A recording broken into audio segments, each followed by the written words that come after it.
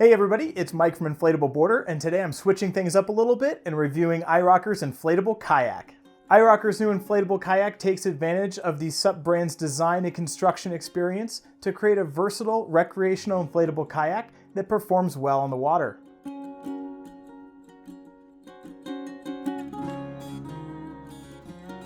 The iRocker Inflatable Kayak has a single-piece construction that uses 3 different air chambers. The floor is made with a drop-stitch PVC material very similar to iRocker's paddleboards, and it has a maximum inflation pressure of 10 psi. This is very high for an inflatable kayak. The 8-inch side tubes are made with a reinforced PVC material and have a maximum inflation pressure of 3 psi, which is moderately high for an inflatable kayak. The side tubes also have a diminishing design, meaning they get narrower at the bow and stern of the boat, and this allows the boat to taper and have 12 inches of rocker without making the kayak unnecessarily high off the water. The side tubes and floor are joined together permanently with a piece of reinforced PVC material on the hull of the boat, which gives it its single-piece construction.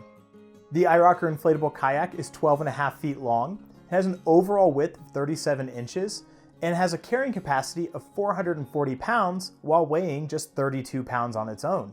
This is what I would consider to be a medium-large recreational kayak, and I find that size to be much more preferable and much more versatile than the shorter 10 to 11 foot inflatable and non-inflatable kayaks you can often find at big box stores. The 8-inch side tubes strike a great balance between capacity, rigidity, and size. Larger side tubes can be difficult to paddle over and they create a larger wind profile, and smaller tubes reduce the capacity and rigidity of the boat. The bow and stern each have a built-in hard plastic keel that extends from the tips of the side tubes all the way down to the water line. This helps the kayak paddle straighter and breaks the water to either side of the boat in choppy conditions.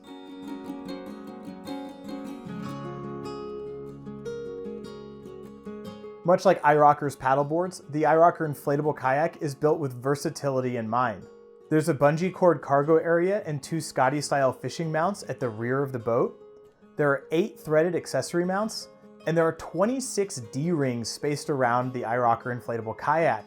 Carrying the iRocker Inflatable Kayak is easy with the 8 different handle positions, and that also makes it easier to get back into the kayak after a swim.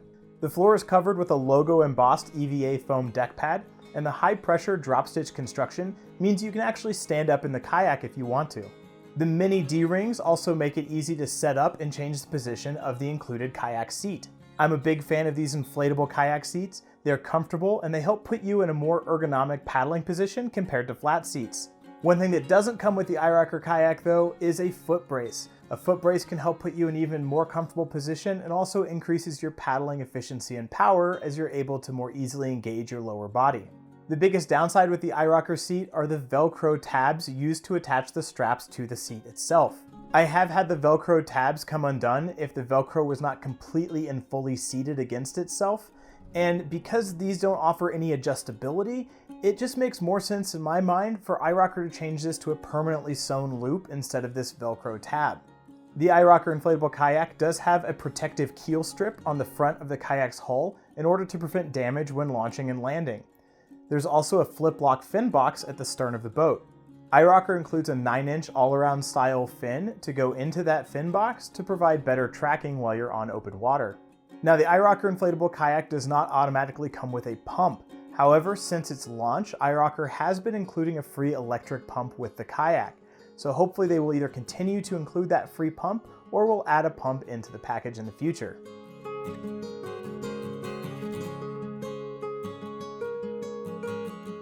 iRocker does include a 3-piece carbon hybrid paddle with the inflatable kayak. It has a carbon fiber shaft and 2 fiber reinforced nylon blades. The paddle can adjust in length using the pin and clip system on one of the blades, and it does come pre-installed with drip rings to help keep the water off you while you're paddling. Now, one thing with this paddle is that these are stand-up paddleboard blades. This is the exact same size and shape that comes with iRocker's paddleboards. While they work well for paddleboards, they are designed to be used straight up and down, as opposed to the more low-angle paddling typically done with a kayak. So it would be nice to see in the future a kayak-specific paddle to come with the iRocker Inflatable Kayak. Until then, this paddle does work well for casual paddling for short distances or shorter amount of time, under a couple of hours. But if you are planning to use the kayak all day, then I would recommend getting a proper kayak paddle that has an asymmetrical blade for low angle paddling.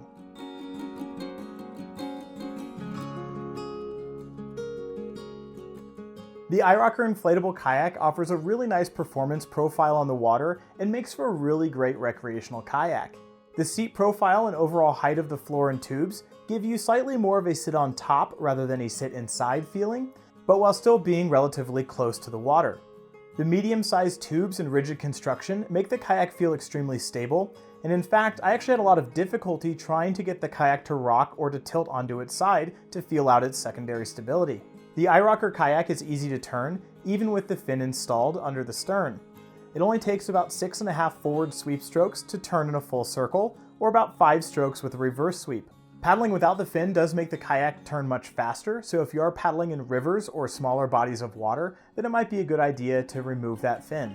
The iRocker kayak also tracks very well. From a standstill, it only took about 6 paddle strokes to begin moving in a straight line, and it required no steering input to keep going with even paddle strokes.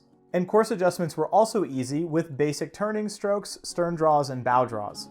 I was able to reach a sprinting speed of up to 5.5 miles per hour on the iRocker Inflatable Kayak with some effort, though more casual and cruising speeds of around 3.5 miles per hour were easy to maintain for long periods of time at a comfortable paddling pace.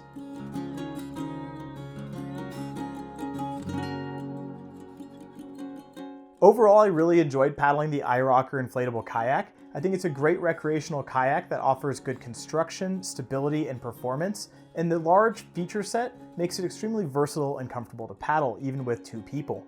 Thank you so much for watching. I hope I've answered all of your questions about the iRocker Inflatable Kayak, but if I have missed something or you do have additional questions, please let us know in the comments below.